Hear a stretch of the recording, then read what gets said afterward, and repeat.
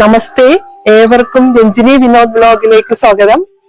ഇപ്പോൾ നമ്മൾ എത്തിച്ചേർന്നിരിക്കുന്നത് കേരളത്തിന്റെ അതിർത്തി പിന്നിട്ട് കന്യാകുമാരി ജില്ലയിൽ സ്ഥിതി ചെയ്യുന്ന തിരുവട്ടാർ ആദികേശവ പെരുമാൾ ക്ഷേത്രത്തിലാണ്. ഇന്ന് ഒത്തിരി സന്തോഷമുള്ള ഒരു ദിവസമാണ്.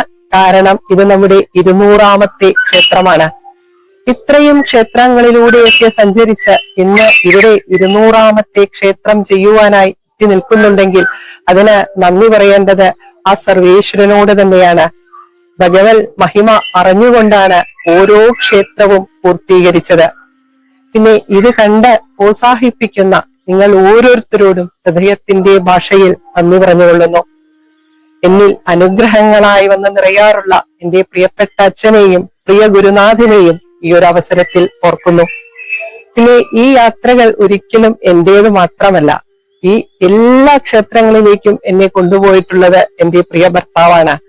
മാത്രമല്ല ഈ വീഡിയോകൾ മുഴുവൻ എടുത്തു തരാറുള്ളതും എനിക്ക് എപ്പോഴും ഊർജമായും ധൈര്യമായും കൂടെ നിൽക്കാറുള്ളതും എന്റെ പ്രിയ സുഹൃത്തായ എന്റെ പ്രിയപ്പെട്ട പങ്കാളിയാണ്.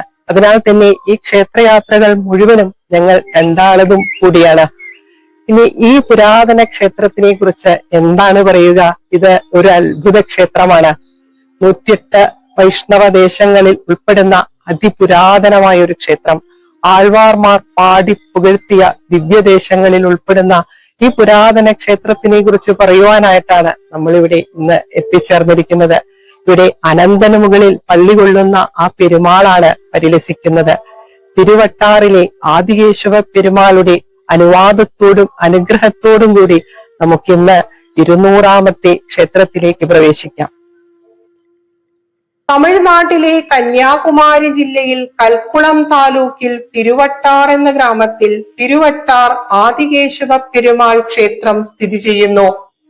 വൈഷ്ണവ സന്യാസികളും പരമഭക്തന്മാരുമായ ആൾവാർമാർ പാടി പുകഴ്ത്തിയ 108 വൈഷ്ണവ തിരുപ്പതികൾ അഥവാ 108 ദിവ്യദേശങ്ങളിൽ ഉൾപ്പെടുന്ന ഒരു പുണ്യഭൂമിയാണിത്.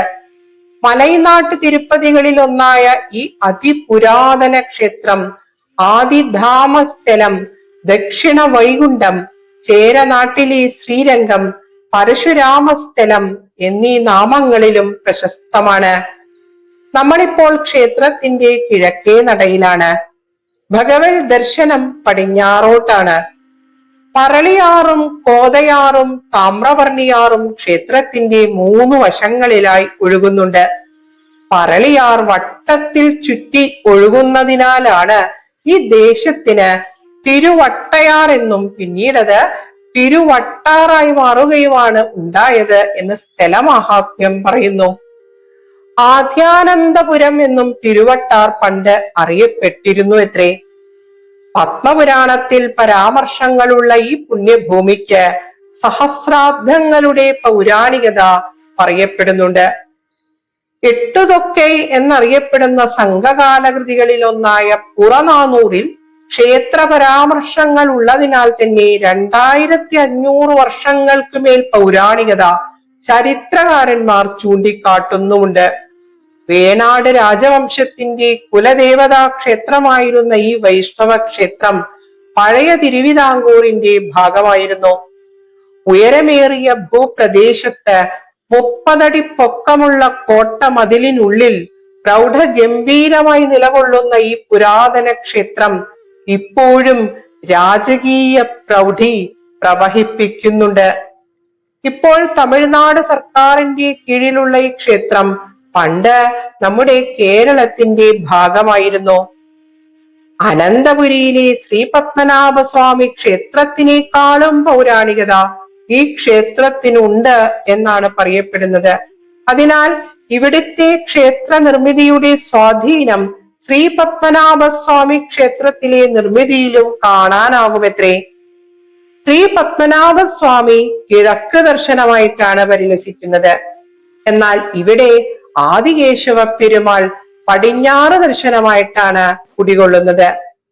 ശ്രീ പത്മനാഭസ്വാമിയുടെ ജ്യേഷ്ഠനാണ് ആദികേശവ പെരുമാൾ എന്നും ഒരു വിശ്വാസമുണ്ട്. മാത്രമല്ല 2 മൂർത്തികളും പരസ്പരം ദർശിച്ചുകൊണ്ടാണ് വാണരുളുന്നത് എന്നും ഒരു സങ്കല്പമുണ്ട്. രണ്ട് വിഗ്രഹങ്ങളും അനന്തശയന പ്രതിഷ്ഠകളാണെങ്കിലും ഇവിടെയുള്ള വിഗ്രഹത്തിന് നീളം കൂടുതലാണത്രേ. ശ്രീ പത്മനാഭസ്വാമിയുടെ വിഗ്രഹം 18 അടിയാണെങ്കിൽ ആദികേശവ പെരുമാളിന്റെ വിഗ്രഹം 22 അടിയാണ്. ശ്രീ പത്മനാഭസ്വാമി വിഗ്രഹത്തിൽ 12,008 സാളഗ്രാമങ്ങളുടെ സാന്നിധ്യമാണുള്ളത്. ആദികേശവ പെരുമാളിന്റെ വിഗ്രഹത്തിൽ 16,008 സാളഗ്രാമങ്ങളാണുള്ളത്. രണ്ടും കടുശർക്കര യോഗത്തിലുള്ളതാണ്. ഇങ്ങനെ ഈ രണ്ട് ക്ഷേത്രങ്ങളും തമ്മിൽ പല സമാനതകളുമുണ്ട്. പ്രശസ്ത വൈഷ്ണവ സന്യാസിയായ നമ്മാഴ്വാർ ഇവിടെ സന്ദർശിച്ചിട്ടുണ്ട്. അദ്ദേഹത്തിന്റെ ദിവ്യ പ്രബന്ധങ്ങളിൽ 11 കീർത്തനങ്ങളാൽ ഇവിടെ വാഴുന്ന ഭഗവാനെ പ്രകീർത്തിച്ചിട്ടുണ്ട്. വാട്ടാറ്റാൻ കേശവൻ എന്നൊക്കെയാണ് ഭഗവാനെ അദ്ദേഹം അഭിസംബോധന ചെയ്തിരിക്കുന്നത്. ലക്ഷ്മി ദേവിക്ക് ഇവിടെ പ്രതിഷ്ഠയില്ലെങ്കിലും മരകത വല്ലി നാച്ചിയ എന്ന നാമത്തിൽ ദേവി ഇവിടെ ആദികേശവ പെരുമാളിനോടൊപ്പം സാന്നിധ്യം ചെയ്യുന്നുണ്ട് എന്ന് വൈഷ്ണവർ വിശ്വസിക്കുന്നു. ക്ഷേത്ര ഐതിഹ്യപ്രകാരം ബ്രഹ്മാവ് ഒരു യജ്ഞം നടത്തുന്നു.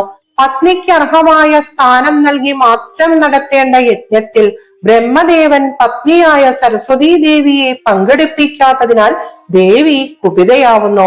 അതിനാൽ വിപരീത ഫലം എന്നോണം ഹോമാഗ്നിയിൽ നിന്നും കേശൻ, കേശി എന്നീ 2 ദുഷ്ടന്മാരായ അസുരജന്മങ്ങൾ പിറവികൊള്ളുന്നു. ബ്രഹ്മാവിൽ നിന്നും മരണമില്ലാത്തവർ എന്ന വരം സമ്പാദിച്ച ഈ 2 പേരും അഹങ്കാരികളായി മാറുകയും ലോകത്തു മുഴുവനും വിപത്തുക്കൾ സൃഷ്ടിക്കുകയും ചെയ്യുന്നു. ദേവഗണങ്ങൾ അവസാനം പാലാഴിയിൽ ചെന്ന് ആദിശേഷന് മുകളിൽ പള്ളികൊള്ളുന്ന വൈകുണ്ഠനാഥനെ ശരണം പ്രാപിക്കുന്നു. അസുരന്മാരുടെ ഉപദ്രവത്തിൽ നിന്നും ജഗത്തിനെ സംരക്ഷിക്കുവാനായി ഭഗവാൻ ആദിധാമ വിപിനത്തിൽ വെച്ച് കേശനുമായി ആദ്യം യുദ്ധം തുടങ്ങുന്നു. മഹേന്ദ്രഗിരി പർവ്വതത്തിന് സമീപമുള്ള ആ സ്ഥലം ഈ പുണ്യഭൂമി തന്നെയാണെന്ന് പറയപ്പെടുന്നു. എന്തായാലും അവധ്യനായ അസുരനെ ഭയപ്പെടുത്തി ശക്തി ക്ഷയിപ്പിക്കുവാനായി ഭഗവാൻ തന്റെ വിശ്വരൂപം പ്രത്യക്ഷമാക്കുകയും പാഞ്ചജന്യം എന്ന ഭഗവാന്റെ വിഖ്യാതമായ ശംഖ് മുഴക്കുകയും ചെയ്യുന്നു. ഭയചകിതനായ അസുരൻ ബോധരഹിതനായി മഹേന്ദ്രഗിരി പർവ്വതത്തിൽ ചെന്ന് പതിക്കുന്നു. ഉടനെ തന്നെ ആദിശേഷൻ അസുരനെ അനങ്ങാൻ കഴിയാത്തവണ്ണം ചുറ്റിവരിയുകയും തന്റെ കീഴിൽ ആക്കുകയും ചെയ്യുന്നു. അനന്തന് താഴെയായി അസുരൻ രക്ഷപ്പെടാൻ പറ്റാത്തവണ്ണം ആയപ്പോൾ വേഗം തന്നെ ഭഗവാൻ അനന്തന് മുകളിൽ കയറി ശയിക്കുകയും ചെയ്തു. രക്ഷപ്പെടാൻ അസുരൻ ശ്രമിക്കുമ്പോഴെല്ലാം ചുറ്റിലുമായി 12 ശിവലിംഗങ്ങൾ പൊന്തി വന്നു എന്നും പറയപ്പെടുന്നു. ഈ ശിവലിംഗങ്ങൾ പ്രതിഷ്ഠിതമായ ക്ഷേത്രങ്ങളാണ് ശിവാലയ ഓട്ടം നടത്തുമ്പോൾ ഭക്തന്മാർ സന്ദർശിക്കുന്നത്. ഈ ഓട്ടപ്രദക്ഷിണ ദർശനം പൂർണ്ണമാകണമെങ്കിൽ അവസാനം ആദികേശവ പെരുമാളെ കൂടി ദർശിക്കണം എന്നാണ് വിശ്വാസം. തന്റെ സഹോദരന് നേരിട്ട ദുരന്തത്തിൽ പ്രതികാരദാഹിയായ കേശി സഖിയായ കോതയുമായി ചേർന്ന് 2 നദികളായി മാറി ക്ഷേത്രത്തെ മുക്കിക്കളയുവാനായി ഇവിടെ എത്തിച്ചേരുന്നു. അപ്പോൾ സാക്ഷാൽ ഭൂമിദേവി ക്ഷേത്രമിരിക്കുന്ന ഭാഗത്തെ ഉയർത്തിക്കൊണ്ട് ക്ഷേത്രം മുങ്ങിപ്പോകാതെ കാത്ത് സംരക്ഷിക്കുന്നു. അതിനാലാണ് ക്ഷേത്രം ഇപ്പോഴും തറനിരപ്പിൽ നിന്നും 55 അടി പൊക്കത്തിൽ സ്ഥിതി ചെയ്യുന്നത് എന്നാണ് വിശ്വാസം. തുടർന്ന് തെറ്റ് മനസ്സിലാക്കിയ കേശിയും സഖിയും സർവേശ്വരനോട് സമസ്താപരാധം ഏറ്റുപറഞ്ഞ് മാപ്പ് അപേക്ഷിക്കുകയും ചെയ്യുന്നു. കാരുണ്യമൂർത്തിയായ നാരായണൻ അവർക്ക് അപ്പോൾ മാപ്പ് നൽകുകയും ചെയ്തു. അതിനുശേഷം 2 നദികളും അന്നു മുതൽ ഈ പുണ്യഭൂമിയെ ചുറ്റി ഒഴുകുകയും ആദികേശവ പെരുമാളിന്റെ തൃപ്പാദത്തെ വണങ്ങിക്കൊണ്ടിരിക്കുകയും ചെയ്തുകൊണ്ടിരിക്കുന്നു.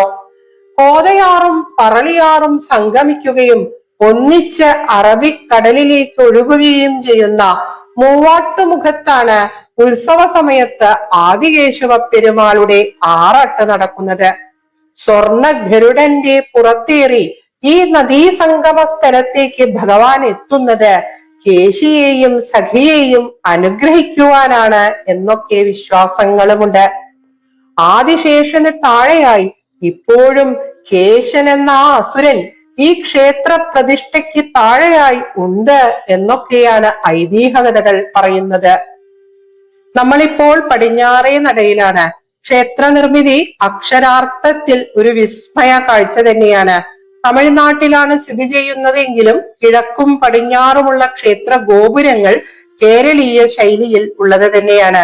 ഇവിടെ നിന്നും ലഭിച്ചിട്ടുള്ള ശിലാലിഖിതങ്ങൾ പ്രകാരം കൊല്ലവർഷം 779 ഇവിടെ നിർമ്മിതികൾ നടന്നിട്ടുണ്ട്.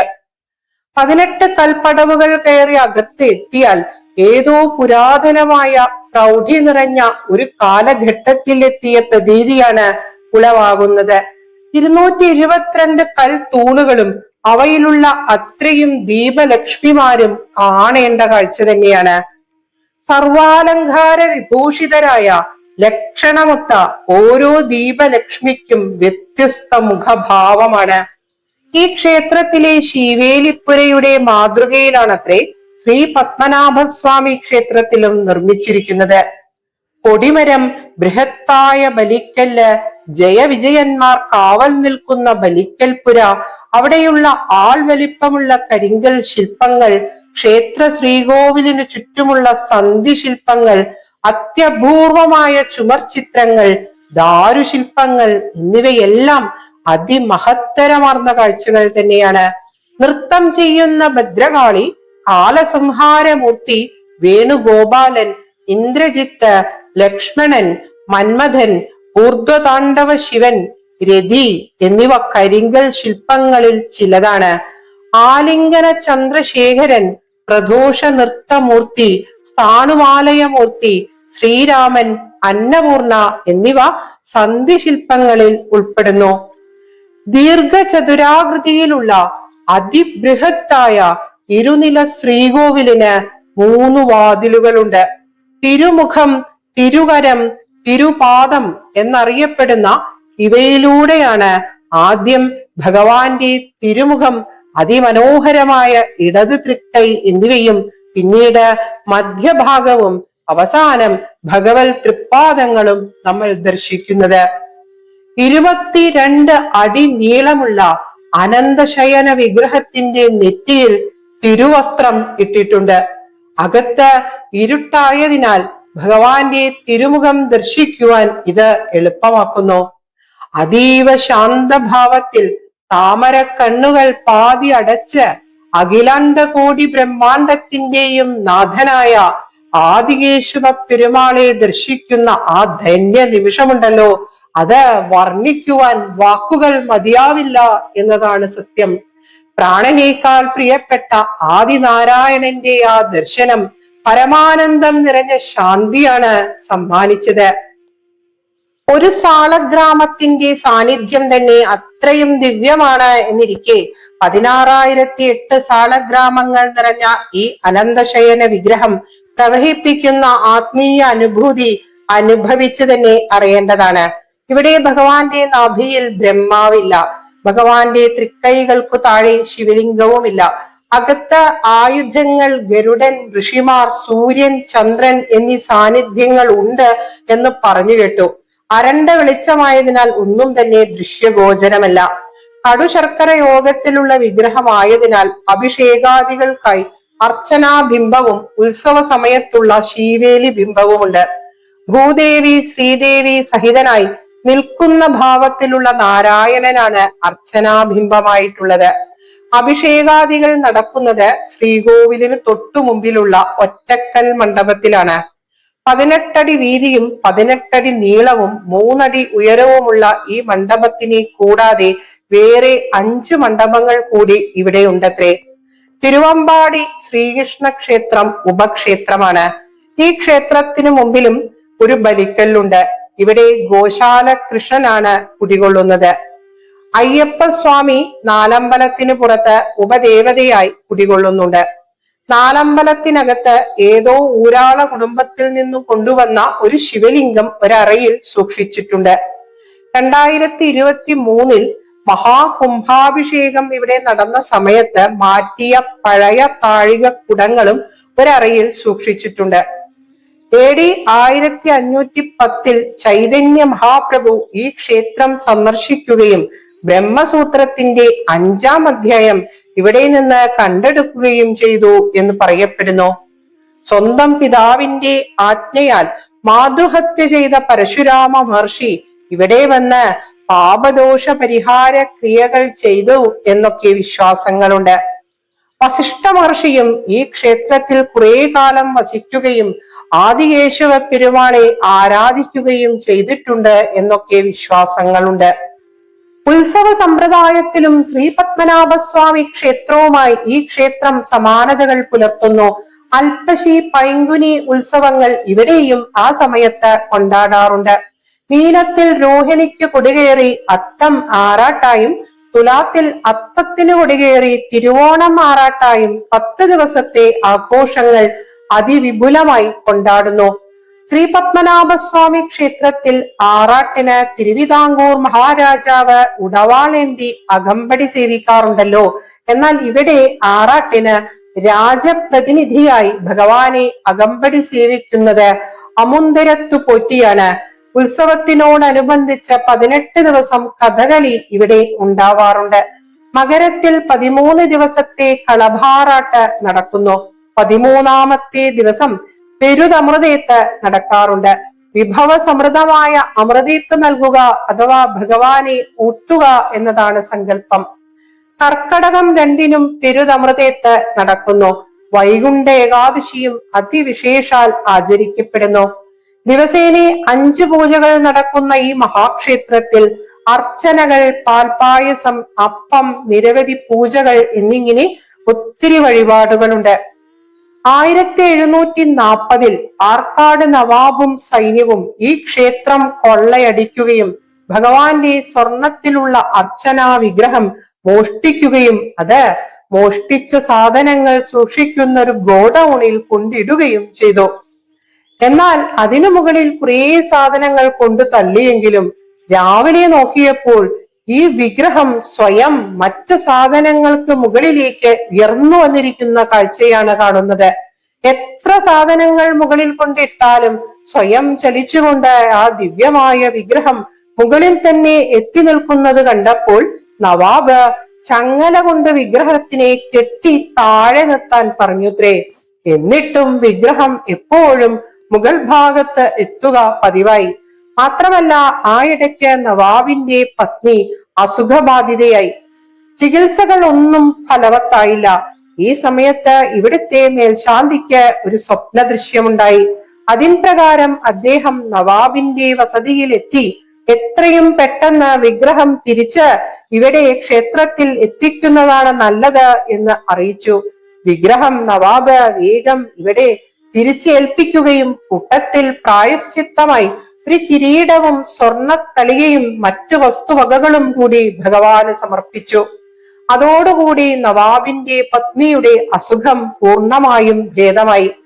തിരുവള്ള പൂജ എന്ന വിശേഷാൽ പൂജ വർഷത്തിൽ 21 ദിവസം നടത്താനും ഈ പൂജ നടത്തുവാനുള്ള തിരുവള്ള മണ്ഡപം എന്ന മുഖമണ്ഡപം പണി കഴിപ്പിക്കുവാനുള്ള ധനം കൂടി ക്ഷേത്രത്തിൽ ഏൽപ്പിച്ചിട്ടാണ് നവാബ് മടങ്ങുന്നത്. ഈ പൂജ നടക്കുന്ന സമയത്ത് ഭഗവാന് ചാത്തുന്ന നവാബ് സമർപ്പിച്ച കിരീടത്തിന് മുസ്ലിം തൊപ്പിയുടെ ആകൃതിയാണത്രേ. ചങ്ങല കൊണ്ട് കെട്ടിയിട്ട അടയാളം ഇപ്പോഴും ഇവിടുത്തെ അർച്ചനാബിംബത്തിൽ കാണാം എന്നും പറയപ്പെടുന്നു. മഹാകവി കുഞ്ചൻ നമ്പ്യാർ ശിവശിവ തിരുവട്ടാർ വൈകുണ്ഠ തുല്യം എന്ന് വിശേഷിപ്പിച്ച ഈ അതിപുരാതന ക്ഷേത്രം അക്ഷരാർത്ഥത്തിൽ വിസ്മയം തന്നെയാണ്. അതിസമ്പന്നമായിരുന്ന ഈ പുരാതന ക്ഷേത്രം പലപ്പോഴായി കൊള്ളയടിക്കപ്പെട്ടു. വാസുദേവ കവിയുടെ തിരുവട്ടാർ മഹാത്മ്യം, വേണാട് രാജാവായിരുന്ന സർവാംഗനാഥൻ ആദിത്യവർമ്മ എഴുതിയ അവതരണ ദശകം എന്നിവ ഈ ക്ഷേത്രത്തിനെ കുറിച്ചും പെരുമാളെ കുറിച്ചും പ്രകീർത്തിക്കുന്നവയാണ്. വേണാട് രാജാക്കന്മാരുടെ കാലത്ത് പുഷ്പാഞ്ജലി സ്വാമിയാർ അധ്യക്ഷനായ കോതനല്ലൂർ സഭയ്ക്കായിരുന്നു ക്ഷേത്ര ഭരണാധികാരം. ഇവിടെ അടുത്തു തന്നെ ഒരു നരസിംഹമൂർത്തി ക്ഷേത്രമുണ്ട്. മതിലകം രേഖകളിലും സ്യാനന്ദപുരാണ സമുച്ചയത്തിലും പരാമർശങ്ങളുള്ള ഈ ക്ഷേത്രത്തിൽ വാഴുന്ന പെരുമാളിനെ സ്തുതിച്ച് കോട്ടയം കേരളവർമ്മ രചിച്ച ആദികേശവ സ്തുതി പ്രശസ്തമാണ്. പുരട്ടാശി പൈങ്കുനി മാസങ്ങളിൽ 3 മുതൽ 9 വരെ ദിവസങ്ങളിൽ വൈകുന്നേരങ്ങളിൽ സൂര്യരശ്മികൾ നേരിട്ട് ആദികേശവ പെരുമാളിന്റെ വിഗ്രഹത്തിൽ പതിക്കുന്നു എന്നുള്ളത് വേറൊരു സവിശേഷതയാണ്. ഇവിടെ നിന്നും ലഭിച്ച അനേകം ശിലാലിഖിതങ്ങളിൽ ചോള രാജവംശത്തെ കുറിച്ച് വരെ പരാമർശങ്ങൾ ഉണ്ടത്രേ. അനേകം നിധിയും രഹസ്യ തുരങ്കങ്ങളും പണ്ടിവിടെ ഉണ്ടായിരുന്നു എന്നൊക്കെ പറയപ്പെടുന്നു. അനിഴം തിരുനാൾ മാർത്താണ്ഡവർമ്മ മഹാരാജാവ് ഉൾപ്പെടെ തിരുവിതാംകൂർ രാജാക്കന്മാർ എല്ലാവരും ആദികേശവ പെരുമാളിന്റെ നിതാന്ത ഭക്തന്മാരായിരുന്നു. കുളച്ചൽ യുദ്ധം മാർത്താണ്ഡവർമ്മ മഹാരാജാവ് ജയിച്ചത് ആദികേശവ പെരുമാളിന്റെ അനുഗ്രഹം മൂലമാണ് എന്നൊക്കെ കഥകളുണ്ട്. ആദികേശവ പെരുമാളിന്റെ പരമഭക്തനായിരുന്ന വലിയ ദിവാൻ കേശവപ്പിള്ള രാജ കേശവദാസായി മാറിയതും ഭഗവാന്റെ അനുഗ്രഹം മൂലമാണ്. ഇങ്ങനെ തിരുവട്ടാറിൽ വാഴുന്ന ആദികേശവ പെരുമാളിന്റെ പ്രത്യക്ഷ അനുഗ്രഹ കഥകൾ അനവധിയാണ്. ചരിത്രം, വാസ്തുവിദ്യ, ഐതിഹ്യം, പഴമ, പ്രൗഢമായ ക്ഷേത്ര നിർമ്മിതി, ദാരുശില്പചാരുത, അതിമനോഹരമായ ചുമർ ചിത്രങ്ങൾ, ദേവചൈതന്യം തുടങ്ങി സർവത്തിലും ഉത്കൃഷ്ട പദവി പുലർത്തുന്ന ഈ അതിപുരാതന വൈഷ്ണവ ക്ഷേത്രം അതിമധുരമാർന്ന അതീവ ദിവ്യമായ ഒരു അലൗകികാനുഭവം തന്നെയാണ് സമ്മാനിച്ചത്. 200ാമത്തെ ക്ഷേത്രമായി ഇന്ന് ഈ പുരാതന ക്ഷേത്രത്തിനെ അവതരിപ്പിക്കുവാൻ സാധിച്ചത് ഈശ്വരാനുഗ്രഹത്തിന്റെ മഹത്വം ഒന്നുകൊണ്ട് മാത്രമാണ്. അനുഭവിച്ച് മതിയാവാത്ത ഈ പുണ്യപുരാതന വൈഷ്ണവ ക്ഷേത്രം വന്ന് കണ്ട് തൊട്ടറിയേണ്ടത് തന്നെയാണ്. ആദികേശവ പെരുമാൾ ആദിശേഷന് മുകളിൽ പള്ളി കൊള്ളുന്ന ഈ പുണ്യപുരാതന ദിവ്യഭൂമിക്ക് ശതകോടി സാഷ്ടാംഗ പ്രണാമങ്ങൾ അർപ്പിച്ചുകൊള്ളുന്നു. ഉച്ചരിച്ച ഓരോ അക്ഷരവും ആദികേശവ പെരുമാളിന്റെ ഏറെ പ്രിയപ്പെട്ട പൊന്നു തൃപ്പാദങ്ങൾക്ക് അർച്ചനയായി സമർപ്പിച്ചുകൊള്ളുന്നു. ക്ഷീരസാഗര തരംഗ ശീകര സാരതാരകിത ചാരുമൂർത്തയെ ഭോഗി ഭോഗശയനീയ ശായിനി മാധവായ മധുവിദ്വിഷേ നമഃ. 200 ക്ഷേത്രങ്ങൾ പൂർത്തീകരിച്ച ഈ ധന്യ ദിവസത്തിൽ ഏവർക്കും ഹൃദയം നിറഞ്ഞ നന്ദി രേഖപ്പെടുത്തുന്നതിനോടൊപ്പം സർവമംഗളങ്ങൾ ആശംസിച്ചുകൊള്ളുന്നു. ആദികേശവ പെരുമാൾ നാം ഏവരെയും അനുഗ്രഹിക്കട്ടെ. ആദികേശവ പെരുമാൾ ശരണം. ഓം നമോ നാരായണായ.